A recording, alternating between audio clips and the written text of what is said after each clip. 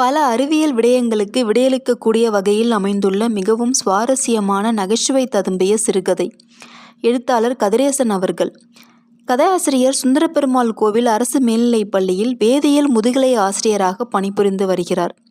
மாணவர்களுக்கிடையே அறிவியல் மனப்பான்மையை வளர்க்கும் நோக்கில் செயல்படக்கூடியவர். இது இவரின் முதல் கதை என்பது ஆச்சரியத்திற்குள்ளாக்கியது. ஏனெனில் பாமர மக்களும் அறியும் வகையில் அந்த அளவுக்கு அறிவியலையும் நகைச்சுவை ததும்பும் நோக்கில் இவர் எளிதாக சொல்லக்கூடிய பாங்கு மிகவும் ஆச்சரியத்திற்குள்ளடக்கியது. 7வது விரல் என்னும் சிறுகதை தொகுப்பிலிருந்து ஸ்டார்ட் கேமரா ரோலிங் ஆக்ஷன் என்னும் சிறுகதை.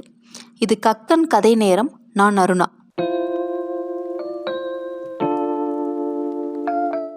Start camera rolling action. என்னப்பா, தலைவர் வீட்டு வாசல்ல ஒரே கூட்டமா இருக்கு. இலவசமாக பொருள் ஏதாவது தராங்களா? தலைவர் இலவசமாக அறிக்கை மட்டும்தான் தருவார், பொருளெல்லாம் தரமாட்டார். காலம் போன காலத்தில் ஏதோ சினிமாவில் நடிக்க போகிறதா சொல்கிறாங்க. அதுக்கு டைரக்டர் சூஸ் பண்ணிக்கிட்டு இருக்கிறாரு. ஜூஸா? ஜூஸ் இல்லை, சூஸ். சூஸ்ன்னா தேர்ந்தெடுத்தல். நம்ம ஓட்டு போட்டு தலைவரை தேர்ந்தெடுத்தோம்ல, அப்படி. நாமளே சரியாக தேர்ந்தெடுக்கல, இவர் எப்படி தேர்ந்தெடுக்க போறாருன்னு பார்ப்போம். தலைவரே, நேற்று 250 பேரை பார்த்தோம், ஒரு ஆளும் உங்களுக்கு செட் ஆகலை. இன்னைக்கு வாசல்ல 300 பேர் நிற்கிறானுங்க. இன்னைக்காவது ஒரு ஆள் டக்குன்னு முடிவு பண்ணுங்க. இவனுங்க கதை சொல்றத பார்த்தா எனக்கே சினிமாவில் நடிக்கணும் போல இருக்கு என்றான் உதவியாளர் பாலு. நடிப்ப கை காலை முறிச்சா எப்படி நடிப்ப? அது இல்லை தலைவரே, வாயை மூடிட்டு ஒவ்வொருத்தனா உள்ள அனுப்பு. ஜீன்ஸ் பேண்ட், டிஷர்ட், தொப்பி அணிந்த வாய்ப்பை தேடி வந்த டைரக்டர் ஒருவர் கதை சொல்ல தொடங்கினார். சார், ஓப்பன் பண்ணா நீங்கள் பழங்குடி மக்களை காப்பாத்துறீங்க. பழங்குடி மக்கள் எல்லாம் ஆரோக்கியமாக தான் இருக்காங்க. நான் தான் சுகர் பேஷண்ட், என்ன தான் அவங்க காப்பாற்றணும். நெக்ஸ்ட்டு. சார், ஒரு ட்ரெயின், அதில் நீங்கள் குழந்தையா இருக்கிறப்ப உங்கள் அம்மா உங்களை விட்டுட்டு போயிடுறாங்க. 80ஸ்ல வந்த தளபதி கதையெல்லாம் வேண்டாம், நீ கிளம்பு. நெக்ஸ்ட்டு. சார், நீங்கள் ஒரு ஏழை தாயின் மகன். உங்களுக்கு 5 தங்கச்சிங்க. 5 பேரையும் கஷ்டப்பட்டு நீங்கள் தான் கல்யாணம் பண்ணி வச்சு கரை சேர்க்கணும். அதுக்குள்ளே நான் கரை சேர்ந்துருவேன். நெக்ஸ்ட்டு. தலைவரே, இந்த வயசில் உங்களுக்கு ஏன் இப்படி ஒரு ஆசை? பாலு, என்னடா பெரிய வயசு? கீழே உட்காந்தா எந்திரிக்க முடியல, சுகர் பிபி இருக்கு, அவ்வளவுதானே. மற்றபடி எனக்கு என்னடா பெரிய வயசு? தலைவரே, ஏதோ நேத்தி சுகர் வந்த மாதிரி சொல்கிறீங்க. 20 வருஷமா சுகர் மாத்திரை சாப்பிட்டுட்டு இருக்கிறீங்க. 50 வயசுல போய் சினிமாவில் நடிக்கணும்னு ஆசை தேவையா? அதுவும் புது டைரக்டர் தான் வேணும்னு கேட்குறீங்க என்று கலாய்த்தான் பாலு. டேய், நம்ம கிட்ட பணம், சொத்து பத்துன்னு எல்லாம் இருக்கு. நாளைக்கு நான் செத்து போயிட்டாலும் என் முகத்தை மக்கள் மறக்காம இருக்கணும்னு ஆசைப்படுறேன். இதில் என்னடா தப்பு? கதை சொல்கிறோங்கிற பேரில் இவனுங்க பழசான கதையெல்லாம் தூக்கிட்டு வந்து கம்பி கட்டுறானுங்க. சரி, நீ அடுத்த ஆளை கூப்பிடு. அடுத்த ஆள் உள்ளே வந்து, சார், நீங்கள் மும்பையில் என தொடங்கினான். டேய், அந்த கட்டையை எடு. ஓடியே போயிட்டான். நெக்ஸ்ட். சோடா புட்டி கண்ணாடி, ஹைட் அண்ட் வெயிட்டாக ஒரு ஆள் வந்திருக்கான். இவங்கிட்ட விஷயம் இருக்கும் போல தலைவரே, ஆளை விட்டுறாதீங்க. மிஸ்டர் மயில் வாகனம், உங்கள் படத்தோட பட்ஜெட் என்ன? தலைவரே, தலைக்கு தில்லை பார்த்தீங்களா, உங்களை பேர் சொல்லி கூப்பிடுறான். மிஸ்டர் மயில், என்கிட்ட ஒரு கதை இருக்குது. டெர்மினேட்டர், கிராவிட்டி மாதிரி ஹாலிவுட் ரேஞ்சுக்கு. ஆனால் பட்ஜெட் ஒரு 500 ஆகும். உங்களுக்கு ஓகேனா கதையை டிஸ்கஸ் பண்ணுவோம், இல்லைன்னா நான் இப்படியே கிளம்பிடுறேன். ஹாலிவுட் ரேஞ்சுங்கிறான். தலைவரே, இவனை பிடிச்சா நீங்கள் இந்திய அளவில் பெரிய ஸ்டார் ஆயிடலாம். இவனை விட்டுறாதீங்க. கிசுகிசுத்தான் பாலு. ஓகே டைரக்டர் சார், நம்ம சேர்த்து படம் பண்ணுவோம். கதை சொல்லுங்க. தட்ஸ் குட் மயில். கதைப்படி உங்களுக்கு 25 வயசு. நீங்கள் ஹாலில் உட்காந்து உங்கள் மனைவி முகத்தை பேப்பரில் வரைகிறீங்க. மனைவியோட முகம் பேப்பரில் வரும்னு பார்த்தா லைட்டாக அதில் மனித குரங்கு முகம் எட்டி பார்த்துருச்சு. சும்மா இருப்பாங்களா உங்கள் மனைவி? உங்களுக்குள்ள உறங்கிக்கிட்டு இருந்த மிருகத்தை உங்கள் மனைவி தட்டி எழுப்பிட்டாங்க. நீங்கள் டென்ஷன் ஆகி மனித குரங்கு, சாரி, உங்கள் மனைவி முகம் வரைஞ்ச பேப்பரை கசக்கி போட்டுட்டு கிச்சனில் பாத்திரம் விளக்க போயிட்டீங்க. டைரக்டர் சார், நான் போய் பாத்திரம் விளக்குற மாதிரி இருந்தால் நல்லாவா சார் இருக்கும்? ஒய் மேன், நிறைய ஜென்ஸ் இதெல்லாம் தான் பண்ணுறாங்க. நான் கூட செய்கிறேன், ஒன்றும் தப்பு இல்லை. அப்புறம் நீங்கள் கசக்கி போட்ட பேப்பர் காணாமல் போச்சு. அட, அது போனால் போட்டும் சார், விடுங்க. மிஸ்டர் மயில், அது சாதாரண விஷயம் இல்லை. அன்னைக்கு உலகம் முழுக்க கசக்கி தூக்கி எறிஞ்ச எல்லா பேப்பரும் காணாமல் போச்சு. அடுத்த சீன் அமெரிக்காவில். வெள்ளை மாளிகையில் அதிபர் தலைமையில் விஞ்ஞானிகளின் அவசர கூட்டம் கூடியது. தலைமை விஞ்ஞானி ராபர்ட், டியர் பிரசிடென்ட், நம்மை ஒரு பெரிய ஆபத்து நெருங்கி கொண்டிருக்கிறது. What happen Robert? Anything wrong? NASA எப்பொழுதும் கண்காணிக்கும் சர்ச்சைக்குரிய ஏரியா 31 பகுதியில் பிளானட் எக்ஸ் காணோம். என்ன சொல்றீங்க ராபர்ட்? பிளானட் எக்ஸை காணோமா? இது எப்படி நடந்திருக்க முடியும்? சார் சார் வெள்ளை மாளிகையில் எனக்கு எதுவும் ரோல் இருக்கா? இல்லை மிஸ்டர் மயில், இப்போ வரைக்கும் நீங்கள் கிச்சனில் தான் இருக்கீங்க. ஓகே, நீங்கள் சொல்லுங்க சார். தட்ஸ் குட் மிஸ்டர் மயில்.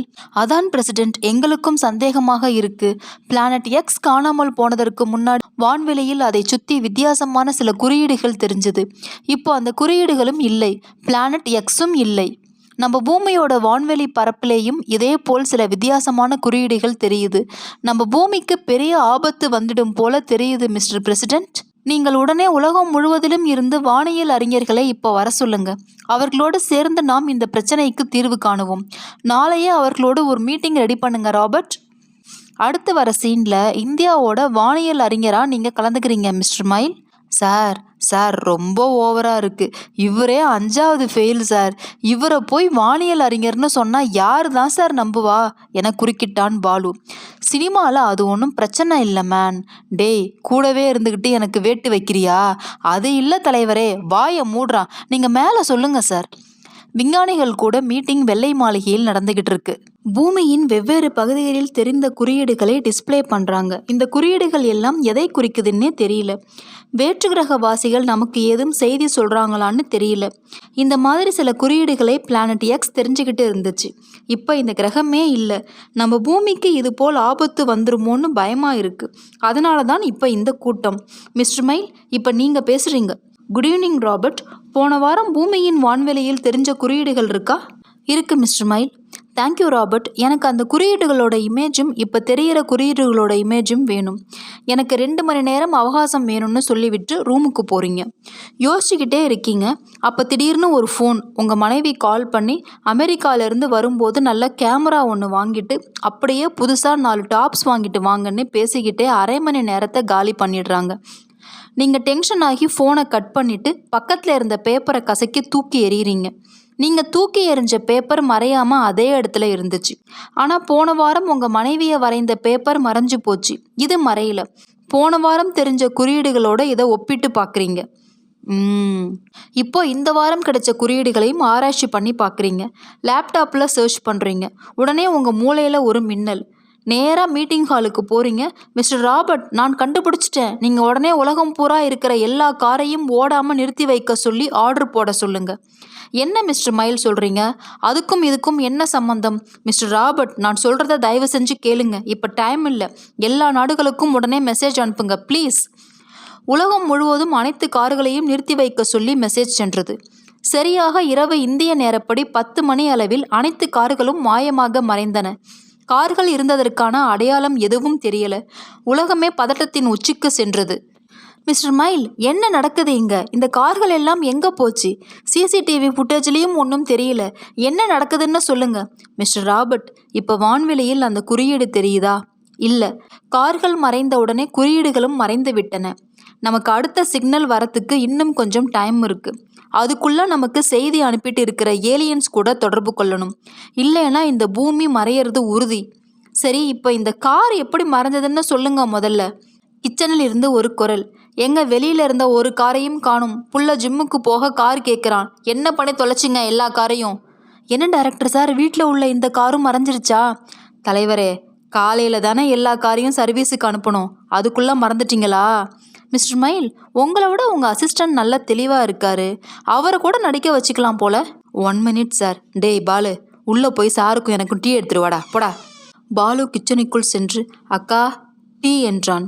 நீங்கள் அடிக்கிற கூத்துக்கு டீ ஒன்று தான் குறைச்சல். கட்டையில் போகிற வயசில் கதை கேட்குதா? கதை நல்லா கேட்டுக்கடா. கதை கேட்குறது ஒரு பைத்தியம், கதை சொல்கிறது ஒரு பைத்தியம், டீ வாங்க வந்த நீயும் ஒரு பைத்தியம்.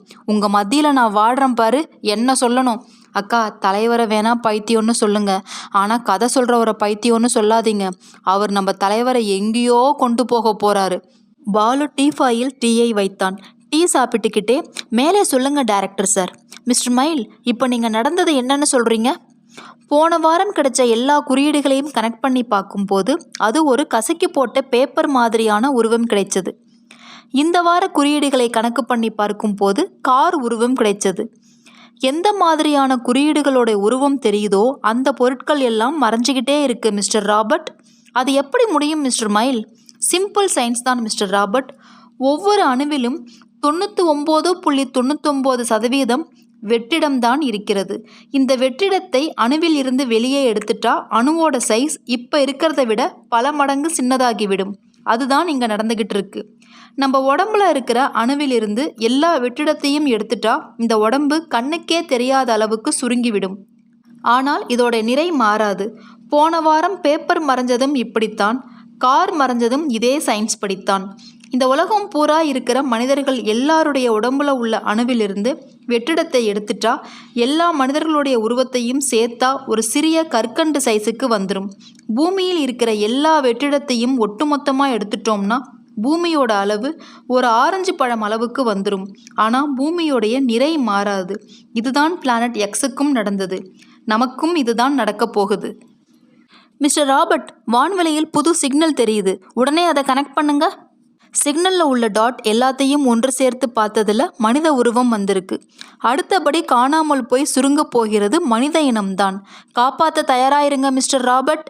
மனித உருவம் தெரியும் போது இன்டர்வெல் விடுறோம் மிஸ்டர் மைல். செம்ம டைரக்டர் சார்.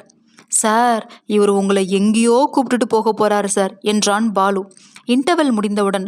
இது எப்படி தடுக்கிறது மிஸ்டர் மைல்? எங்கெங்கெல்லாம் சிக்னல் தெரியுதோ அங்கெல்லாம் புதுசாக ஒரு சிக்னல் தெரிகிற மாதிரி சிக்னல்ஸ் அனுப்பணும் மிஸ்டர் ராபர்ட். 150 பில்லியன் ஒளியாண்டுகளுக்கு பின்னால் உள்ள கிரகத்தில் ஏலியன்கள் பேசிக்கொண்டிருந்தன. Reporting alien 104. பூமியிலிருந்து நமக்கு சிக்னல் வந்திருக்கு. மனிதர்கள் நம்மக்கிட்ட பேச முயற்சி பண்ணுறாங்க.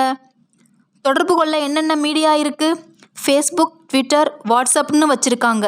பிளடி ஸ்டூபிட் ஏலியன், நான் கேட்டது நாம் அவங்களோட பேசுகிறதுக்கு, அவங்களுக்குள்ள அவங்க பேசுகிறத பற்றி இல்லை. டீப் ஸ்பேஸ் நெட்வொர்க் டிஎஸ்என் வச்சுருக்காங்க. நாங்கள் உங்களை நெருங்கிட்டோம்.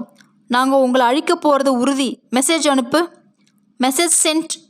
நாங்கள் இப்போ என்ன செய்யணும்னு கேட்டு ரிப்ளை பண்ணியிருக்காங்க. நீங்கள் ஒன்றும் செய்ய வேண்டாம். நாங்கள் இருக்கிற இந்த கிரகத்தில் 1000 வருஷத்துக்கு முன்னாடி மனிதர்கள் இருந்தாங்க. அவங்க கண்டுபிடிச்ச இந்த ஆர்டிஃபிஷியல் இன்டெலிஜென்ஸ் மனிதர்களை கட்டுப்பாட்டை மீறி கண்ட்ரோல் தனக்கு சாதகமாக எடுத்துக்கிட்டு மனித இனத்தையே அழிச்சிக்கிட்டு அழிவில்லாத இயந்திரமாக நாங்கள் மாறிட்டோம். நாங்கள் இப்போ ஸ்பேஸில் உள்ள எல்லா பொருட்களின் வெற்றிடத்தை உறிஞ்சி அவற்றை சுருக்கிக்கிட்டே இருக்கோம். எங்கள் அடுத்த டார்கெட் உங்கள் பூமி தான். தயாராக இருங்க. ஒருவேளை நாங்கள் உங்களை அழிக்கலைன்னா கூட நீங்கள் கண்டுபிடிச்சிட்டு இருக்கிற டெக்னாலஜி உங்களை சீக்கிரம் அழிச்சிடும். ஸோ ரொம்ப கவலைப்படாதீங்கன்னு மெசேஜ் அனுப்பு. Message sent. Communication signal cut ஆனது. டைரக்டர் சார், இப்போ நான் என்ன பண்ணணும்? பூமியை அழிய விடக்கூடாது. நான் காப்பாற்றியே ஆகணும். ஏதாவது சொல்லுங்க என்று தன்னை மறந்து கேட்டார் மயில்வாகனம்.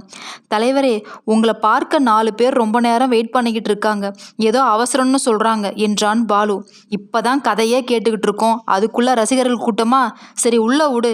உள்ளே வந்த 4 பேரும் டைரக்டரை வலுக்கட்டாயமாக இழுத்தனர். டேய், என்னோட டைரக்டர் எங்கடா இருக்கிறீங்க?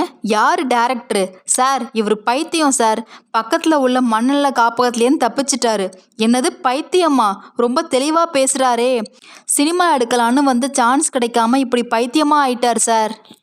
இவ்வளவு நேரம் ஒரு பைத்தியத்துக்கிட்டையா கதை கேட்டுட்டு இருந்தேன்? அட கொடுமையே. கடைசியில் அக்கா சொன்னது உண்மையாயிட்டு தலைவரே. என்னடா சொன்னா உங்கள் அக்கா? கதை கேட்குற நீங்கள் ஒரு பைத்தியம், கதை சொல்கிற இவன் ஒரு பைத்தியம்னு. ஏன் உன் அக்கா ஒன்றை எதுவும் சொல்லலையா? அது இருக்கட்டும் தலைவரே, பெயரே கேட்காம பைத்தியத்துக்கிட்ட கதை கேட்டுட்டு இருக்கீங்க. பைத்தியம் பெயரையாச்சும் கேளுங்க. டேய் பைத்தியம், உன் பேர் என்னடா? சொல்லிட்டு போடா. மிஸ்டர் மயில், மை நேம் இஸ் கதிரேசன். நாளைக்கு ஷூட்டிங் வச்சுக்குவோம். ரெடியாக இருங்க மிஸ்டர் மயில். பைத்தியத்தை இழுத்து சென்றவுடன் அவர்கள் அறையை நோக்கி ஒரு ஆரஞ்சு பழம் உருண்டு வந்தது. டேய், பூமி சுருங்கிடுச்சுடா, பூமி சுருங்கிடுச்சுடா, பூமியை காப்பாற்றணும்டா என்று மிஸ்டர் மயில் அலறி அடித்து கொண்டு ஓடினார். ஏங்க, புள்ள ஆரஞ்சு பழம் சாப்பிட எடுத்தான், அது கை தவறி உருண்டு நேராக இங்கே வந்துருச்சு. இதுக்கு போய் இப்படி கத்துறீங்க? போய் வேலையை பாருங்க. அந்த பைத்தியத்தை இழுத்துட்டு போயிட்டாங்க. இந்த பைத்தியம் எப்போதான் தெளியுமோ என்றாள் மனைவி. இவங்கெல்லாம் பைத்தியம், இவங்களுக்கு ஒன்றுமே தெரியாது அப்படின்னு வாழ்க்கையில் ஒரு சில மனிதர்களை நம்ம கடந்து வந்திருப்போம். ஆனால் அப்பேற்பட்ட மனிதர்கள்கிட்ட இருக்கக்கூடிய அறிவும் ஞானமும் நம்மள பல பேர்கிட்ட சிறிதளவு கூட கிடையாது அப்படிங்கிறதுக்கு இந்த கதை ஒரு மிகச்சிறந்த உதாரணம். இந்த ஆசிரியருடைய முதல் கதை இதுவா அப்படின்னு எனக்கு வந்த சந்தேகம் இப்போ உங்களுக்கும் வந்திருக்கும் அப்படின்னு நான் நினைக்கிறேன். எப்பேற்பட்ட எழுத்தாளர்களுடைய கதைகள்லாம் நீங்கள் அதிகமாக கேட்கறதுக்கு விரும்புகிறீங்க? அதே மாதிரி மாதிரியான தலைப்புகள் கொண்ட கதைகள், நகைச்சுவை கதைகள், குடும்ப கதைகள், அதே மாதிரி கதைகளை நீங்கள் கேட்க விரும்புகிறீங்க அப்படின்னு உங்களுடைய மேலான கருத்துக்களை எனக்கு பதிவிடுங்க.